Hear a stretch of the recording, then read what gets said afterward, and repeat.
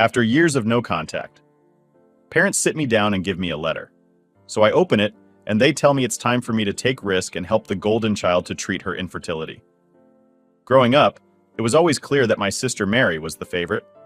She's 2 years older than me, 33 now, and it was like she could do no wrong in my parents' eyes. I mean, she was the classic golden child. My mom would go on and on about how pretty she was, how athletic, how smart. Basically, she was everything they ever wanted. They'd even call her their golden apple or baby pie. Meanwhile, I always felt like I was in the background, like an afterthought. I was born 2 years after Mary, and let's just say I was not part of the plan. My parents didn't hide the fact that I was a surprise. On top of that, I was born premature, with a heart condition. The whole situation with my health became another reason for them to treat me differently. I was in and out of hospitals my entire childhood, and every time they'd make these passive-aggressive comments about how much money I was costing them. I can't even count how many times my mom would say something like, "We'd be better off if we didn't have these medical bills." It always made me feel like a burden. But here's the thing, they didn't even pay for most of it. My grandparents covered everything that insurance didn't, but somehow my parents still held it against me. Looking back, I don't think they ever forgave me for being born with a heart condition. It's like they were resentful that I was an imperfect child or something. And while they were busy treating me like a drain on their resources, Mary was getting treated like royalty. She got all the praise, all the attention. She was the star athlete, always the pretty one, and they acted like she was some sort of blessing from the heavens. But it wasn't just my parents. Mary herself played into this whole thing too. She knew she was the favorite, and she took full advantage of it. She was mean to me, like straight up bullying me, and my parents just shrugged it off. I remember one time she shoved me down the stairs because I accidentally touched her school project. I had a bruise on my back for weeks. My mom's reaction? She told me to be more careful around Mary's things. It was like I was invisible unless I was causing them a problem. It was lonely growing up like that. You'd think having an older sister would mean we'd be close or something, but no. She didn't want anything to do with me unless it was to make fun of me or blame me for something. And my parents just let it happen. It wasn't like they didn't see what was going on, they just didn't care. Mary was perfect in their eyes, and I was just there. School was my only escape, but even then it wasn't easy. My health issues meant I missed a lot of days, so I was always behind. And of course, Mary would get straight A's and go to all her sports practices, while I struggled to keep up. My parents never missed a game or a school event for Mary, but for me, they barely showed up to anything. One time, I got an award for a short story I wrote, and I begged them to come to the ceremony. They didn't. They said they were too busy with Mary's soccer game. It wasn't just the big stuff either. It was the little things too. Like, every year for our birthdays, Mary would get these big, elaborate parties. She had themes, decorations, and tons of friends over. My birthdays were always smaller, quieter. I didn't even get a real party half the time. They'd just say, "Oh, we'll do something next weekend," and then forget about it. The worst part was seeing how happy my parents were when they were around Mary. It was like they became different people. They smiled more, laughed more. When it was just me and them, there was this weird tension, like they didn't really know how to act around me. By the time I was in high school, I had learned to just keep my head down. I didn't want to rock the boat. Mary was already doing well for herself.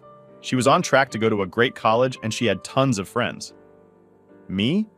I just wanted to get through each day without feeling like a failure, but even that was hard when my parents constantly compared us. "Why can't you be more like Mary?" they'd say.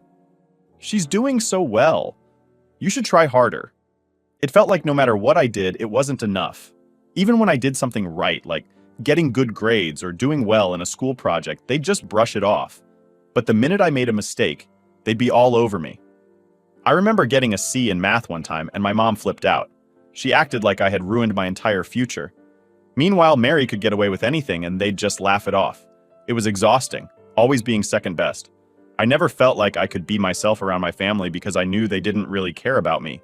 They cared about the version of me that didn't exist. The one who didn't have a heart condition, who wasn't always sick, who could keep up with Mary. But that wasn't me, and it never would be.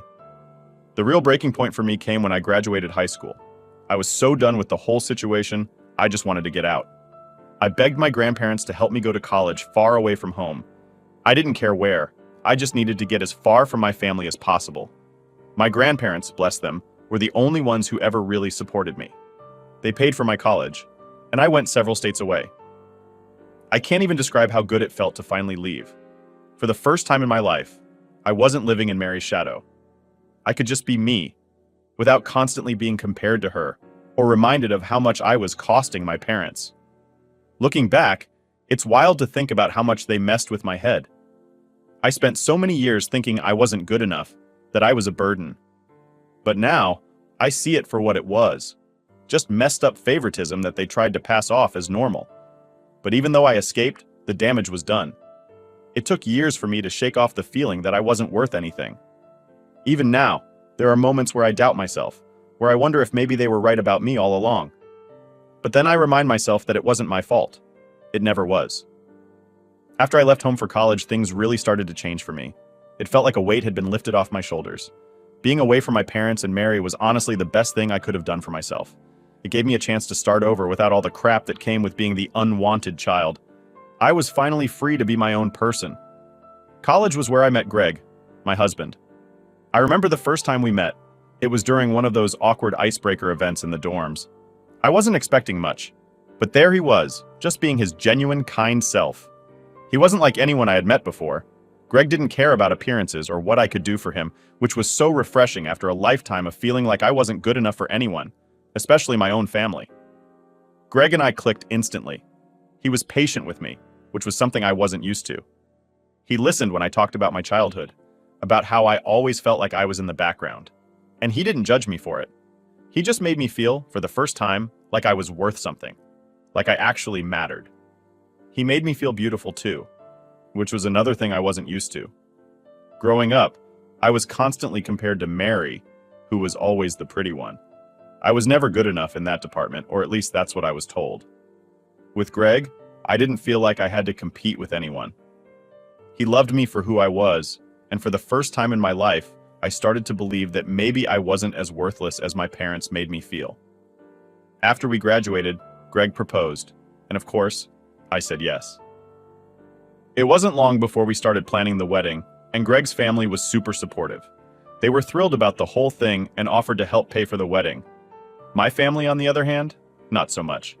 When I told my parents I was getting married, they didn't even pretend to be happy for me. My mom straight up said, "We just spent a fortune on Mary's wedding last year, so don't expect us to contribute." It was like I wasn't even their daughter. I tried not to let it get to me, but it still hurt. I mean, it wasn't like I was asking them for anything extravagant. I just wanted them to show up, to care, to be there for me. But they couldn't even do that. They didn't come to the wedding. Not my mom, not my dad, and definitely not Mary. They didn't even send a card. Nothing. It was like I didn't exist to them anymore, which honestly wasn't that different from when I was growing up. But I was determined not to let it ruin my day. Greg's family was there, and they were amazing. They made me feel like I was part of something real, like I finally had the family I had always wanted. Greg's mom even helped me pick out my wedding dress, which was such a small thing, but it meant the world to me. She treated me like her own daughter, and for the first time, I felt like I belonged somewhere. Our wedding was beautiful. It wasn't some huge fancy event like Mary's, but it was perfect for us. Greg and I got married in the city where we graduated, and it felt like a fresh start for both of us. We decided to settle down there, far away from the toxic mess that was my family back home. I kept in touch with my grandparents, of course, but outside of them, I barely spoke to my parents or Mary. Life was good. Greg and I built a life together, one that didn't revolve around constantly trying to prove my worth to people who didn't care. For the first time, I was genuinely happy. And then came the news that changed everything. I was pregnant. When I found out, I was a mix of emotions. I was excited, of course, but also terrified. Because of my heart condition, I knew pregnancy would be risky. My doctors had warned me about it for years, but now it was real. Greg was over the moon when I told him, but I could see the worry in his eyes too. We both knew this wasn't going to be an easy journey. The pregnancy was tough, as expected. There were complications almost from the start, and my doctors advised me to terminate early on, saying it could be fatal for me. But I couldn't do it.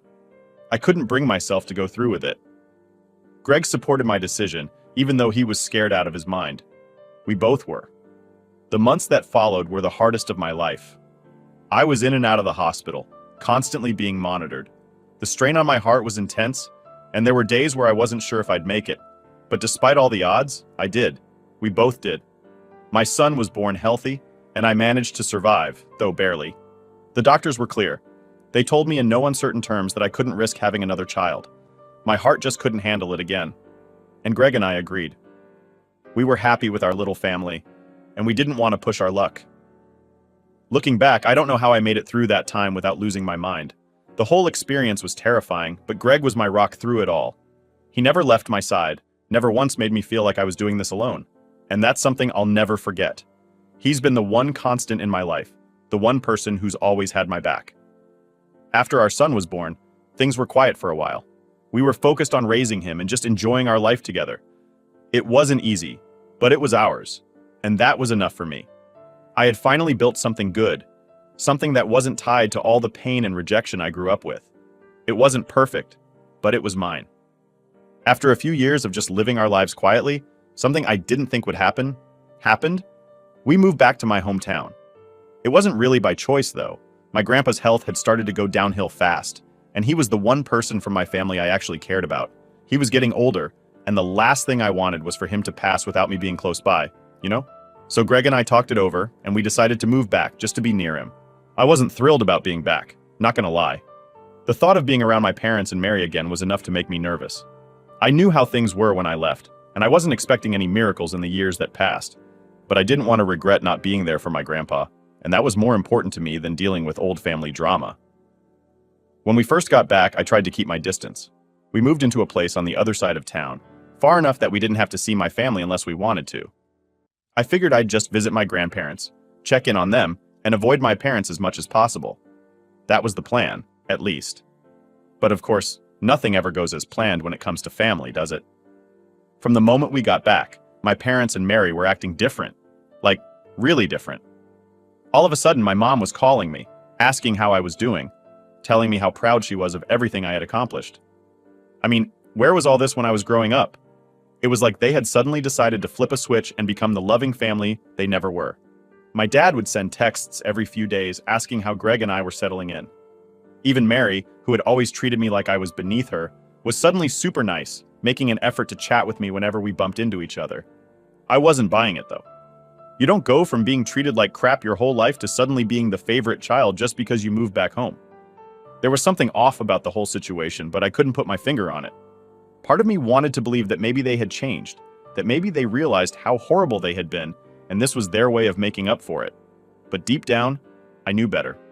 Years of that kind of treatment don't just disappear overnight. I talked to my grandma about it, and she told me to give them a chance, that maybe they did miss me. I don't know, maybe they did. I was willing to keep an open mind, but I wasn't about to let my guard down completely. Then, 2 weeks after we moved back, my parents invited us over for dinner. Now, I've been to enough family dinners with them to know that it's usually not just about food. There's always some kind of agenda, but Greg convinced me that maybe it was just a nice gesture. Maybe they were trying to reconnect or something. So, against my better judgment, we went. When we got to their house, everything seemed normal at first. My mom made her famous lasagna, which was one of the few things I actually missed from growing up. We sat around the table making small talk, and I could almost fool myself into thinking it was just a normal family dinner. But then, halfway through the meal, Mary said she had a surprise for me. She was sitting across from me with this smug smile on her face, and I instantly felt my stomach drop. Surprises from Mary were never good. She reached into her bag and pulled out a card. It was one of those fancy-looking envelopes, and she handed it to me like she was giving me some kind of award. I was confused, but I opened it, expecting maybe some kind of apology or a thank you note for moving back to be closer to the family. But nope, it wasn't that. Not even close. Inside was a letter congratulating me for becoming her future baby's carrier. I kid you not, she wrote it like I should be honored or something, like it was some privilege to risk my life for her. My first thought was that this had to be some kind of joke, but the look on her face told me she was dead serious. I couldn't believe it. I just sat there, staring at the card, trying to process what was happening. When I finally managed to speak, I told her I couldn't do it, that I physically couldn't carry another child. My pregnancy with my son had almost killed me, and the doctors had been very clear that I couldn't go through that again. I tried to explain it, but before I could even finish, Mary burst into tears. Now, normally I wouldn't have cared if she cried, but my parents reacted immediately. My dad started yelling at me for being selfish, and my mom chimed in saying that I should do this for family. It was like they didn't hear a word I had said about my heart condition, about how dangerous it would be for me to have another baby. The whole thing turned into this huge argument, with my parents and Mary ganging up on me, telling me that I was a terrible sister for not wanting to help her. I was in shock. I tried to stand my ground, but it was hard when they were all shouting at me like I was the worst person in the world. Greg, thank God, had my back the whole time. He stood up and told them we were leaving, that this was insane, and they had no right to expect me to do something like this. We grabbed our things and walked out. The drive home was quiet. I think we were both just in disbelief over what had just happened. Even now, thinking back on it, I can't believe the audacity of it all. I get that Mary is upset about not being able to have kids, and that sucks for her. But the fact that they thought it was okay to just spring this on me, to assume I would risk my life to carry her child without even asking me beforehand? It's beyond messed up. I haven't spoken to them since that night. Part of me feels guilty, like maybe I should have handled it differently, but at the same time, I know I did the right thing. My health comes first. Always. The silence after that dinner was deafening. Days passed, and I didn't hear a word from my parents or Mary. Not that I was expecting them to apologize, but a part of me hoped they'd at least try to reach out, to explain themselves or something. But no, it was radio silence. Greg kept telling me I did the right thing, that I wasn't wrong for standing my ground, and I knew that deep down. But it still left me feeling, I don't know, guilty? I shouldn't have felt that way, but I did. It's weird how family can mess with your head like that.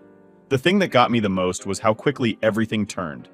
One minute they're acting like they missed me, like they're so proud of me, and the next they're screaming at me for not risking my life for Mary. I mean, who does that? Who goes from 0 to 100 that fast? It was like I was some tool they kept on the shelf for years, and now that they needed me, I was supposed to just jump at the chance to help. But here's the thing. I wasn't surprised. Disappointed? Sure, but not surprised. This was how things had always been. Mary got what she wanted, no matter what, and I was always expected to just go along with it. Growing up, I'd seen it over and over again. It didn't matter if I was sick or struggling or hurting. If Mary needed something, that's where their focus went. So, when it came down to it, they didn't care about what my pregnancy did to me. They only cared about what it could do for her. A few more weeks went by, and I started to get used to the idea that maybe I wouldn't talk to my family again. I mean, how do you come back from something like that? I couldn't just pretend that dinner never happened, and I sure wasn't about to risk my life to carry a child that wasn't even mine. Greg and I talked about it a lot, and we both agreed that going no contact might be the best thing for us, for our family. My son didn't need to grow up around people who treated his mom like that. Then one day, out of nowhere, I got a message from my mom. It wasn't long, just a text that said, "We need to talk." No, I'm sorry, no, let's work this out. Just a cold, emotionless, "we need to talk." I stared at my phone for what felt like forever, trying to decide what to do. Part of me wanted to ignore it, to block her number and move on with my life. But the other part of me, the part that still craved some kind of validation from my family, wanted to know what she had to say. I showed Greg the message, and he was pretty firm about it. He told me that if I responded, I needed to be ready for more drama. He was right, of course, but I still couldn't help myself. Against my better judgment, I replied. I kept it simple, just asked, "What do you want to talk about?" Her response came quickly. She said she wanted to meet, that it was important. I asked if Greg could come too, and she immediately said no. That was a red flag if I'd ever seen one. Why couldn't my husband be there? It wasn't like I had anything to hide, and if this was really about fixing things, shouldn't he be involved too? But no, she insisted it had to be just me. Despite all the warning signs, I agreed to meet her. I don't know what I was expecting. Maybe some kind of heartfelt apology, or at least an acknowledgement of what they'd done, but I should have known better. We met at a coffee shop in town, one that I hadn't been to in years. When I walked in, she was already sitting there, sipping her drink like it was just a normal day. No guilt, no remorse on her face, just casual. Like this was a regular catch-up between mother and daughter. I sat down, and before I could even get a word out, she started talking. She didn't ask how I was doing or mention the dinner. She jumped right into it, saying that Mary was devastated and that I needed to reconsider my decision. I couldn't believe what I was hearing. There was no apology, no, "we were wrong." It was all about Mary, again. I sat there stunned as she went on and on about how Mary's life had been so hard, how she and Dad had been working to find solutions, and how I was the only one who could help. She even pulled the "family sticks together" card, like that meant anything coming from someone who had ignored me for years. When she finally stopped to take a breath, I told her as calmly as I could, that my answer hadn't changed. I couldn't do it. I wouldn't do it. I reminded her of what the doctors said, about how dangerous another pregnancy would be for me, and that I wasn't willing to take that risk, not for anyone. I thought maybe, just maybe, she'd understand. But instead, she looked at me like I was some kind of monster. "You're being selfish," she said. "Mary needs you, and you're just turning your back on her." I couldn't believe it. After everything I'd gone through, after all the years of being treated like nothing, she had the nerve to call me selfish. I told her that I wasn't turning my back on anyone, that I was protecting myself and my family. But she didn't want to hear it. She kept pushing, kept trying to guilt me into agreeing. It was like nothing I said mattered. That's when I realized something. My family was never going to change. They were always going to see me as second to Mary, and no matter what I did, no matter how much I tried to explain myself, they would never understand. In their eyes, I existed to serve her, and the minute I refused, I became the villain. I stood up, told her I was done, and walked out of the coffee shop. I didn't look back, didn't wait for her to respond. I was done. Done with the guilt, the manipulation, the constant feeling that I was never good enough. I wasn't going to let them drag me back into their toxic mess. Not anymore. When I got home, Greg was waiting for me, and I told him everything. He wasn't surprised. He knew, just like I did, that this was how it was always going to be. But now I felt something I hadn't felt in a long time, relief. I was finally free. After walking out of that coffee shop and telling my mom I was done, I really thought that might be the end of it. I mean, how many times do you have to slam the door shut before people realize you're not opening it again? But of course, they didn't get the hint. A few days after the whole meeting with my mom, I started getting texts from my dad. It was the same thing all over again. "Your mom told me what happened, and we need to fix this. You're tearing the family apart." Tearing the family apart? Really? It's funny how they never said anything about the years of neglect or the way they treated me growing up. But now I'm the one tearing the family apart because I won't give them what they want. It was so typical. Everything was always flipped around so that somehow I was the bad guy. I didn't even respond to his messages. I couldn't. I was done trying to explain myself to people who clearly didn't care about me in the first place. But it didn't stop there. My phone was blowing up. Mary, of course, started texting too, only her messages were a lot more intense. She didn't even try to pretend she wasn't angry. "How can you be so selfish? You owe me this. I would do it for you in a heartbeat." First of all, that was a lie. Mary wouldn't do anything for me, let alone carry my child if I was in her position. She wouldn't even give me a ride to school when we were younger if it was out of her way. I don't know who she thought she was fooling, but it wasn't me. Her whole "I would do anything for you" act was just another way to guilt me into doing what she wanted. The messages kept coming, and I just couldn't take it anymore. It was like no matter how many times I said no, they refused to accept it. Greg kept telling me to block their numbers, to just cut them off completely. But it's hard, you know? Cutting off your family is a big decision. And even though I knew it was probably the best thing for my mental health, part of me still wanted to keep some kind of connection. I guess I wasn't fully ready to let go, even after everything. A few more weeks passed, and it was quiet again. I didn't hear from them, which honestly made me a little uneasy. I kept waiting for the next round of guilt trips or manipulation, but nothing came. I tried to focus on my own little family. Greg and our son were my world, and that's where my energy needed to be. But in the back of my mind, I knew something else was coming. It was just a matter of time. And then, it happened. One day, out of nowhere, I got a call from my grandmother. She's always been the one person in my family who truly supported me, so when I saw her name on my phone, I picked up immediately.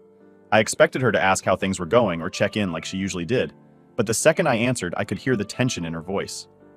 "Sweetheart, I don't know how to tell you this, but your parents are planning something. You need to be prepared." My stomach dropped. "What do you mean, planning something?" I asked, trying to keep my voice steady. "They're talking about going to a lawyer. They're saying they'll take legal action if you don't agree to help Mary. Something about medical rights, surrogacy, I don't know exactly, but they're serious." I couldn't believe what I was hearing. Legal action? They were actually going to try and force me into this? I was speechless. My grandmother went on, telling me that she overheard them talking about how they had a case, how they thought they could convince a judge to make me their last option, since Mary couldn't have children on her own. I didn't know whether to laugh or cry. This was beyond anything I could have imagined. They really thought they could take me to court and make me carry Mary's baby? The idea was so ridiculous, but at the same time, terrifying. I mean, who thinks like that? Who goes that far? I thanked my grandma for telling me, and we hung up. I sat there staring at my phone, just trying to process everything. I felt a mix of anger, disbelief, and pure frustration. How had it come to this? How did my own family turn into people who would try to legally force me to risk my life for my sister? I thought about all the years of being treated like nothing, of always being second to Mary, and I realized this was the final straw. I couldn't do it anymore. That night, I told Greg everything. He wasn't surprised. Angry, yes, but surprised? No. He knew as well as I did that this was just another way for them to control me, to make me feel like I owed them something. But I didn't owe them anything. Not anymore. Greg suggested we contact a lawyer, just to be safe. Even though it seemed insane, we needed to be prepared for whatever they might try. So, we did. We met with a lawyer a few days later, and I explained the whole situation. The lawyer was amazing, understanding, but also ready to fight for us if it came to that. She reassured me that there was no way they could force me into being a surrogate, especially with my medical history. But she agreed it was better to be prepared in case they actually tried something. A few weeks went by, and I didn't hear anything. No legal threats, no more texts from my parents or Mary. It was like they had finally backed off, but I knew it wasn't over. The damage had been done. I couldn't go back to pretending like everything was fine. They had shown me who they really were, and there was no coming back from that. One day, out of the blue, I got a final message from my mom. It was short and cold, just like before. "We're disappointed in you. You've let the family down." That was it. No explanation, no further guilt trip. Just that one last punch to remind me of how they really felt. I stared at the message for a while, feeling the sting of it, but then I realized something. I didn't care anymore. I wasn't disappointed in myself. I wasn't the one who had failed. They had let me down my entire life, and this was just the final chapter in a long, painful story. I blocked their numbers after that. It wasn't easy, but it was necessary. Greg and I decided that for the sake of our son and our own sanity, we needed to move forward without them. They weren't going to change, and I wasn't going to sacrifice myself for people who didn't care about me. It's been a few months now, and life is quieter. I still think about them sometimes, but not with sadness. More like relief. Relief that I'm finally free from their expectations, their manipulation, and their control. I have my own family now, and that's all I need.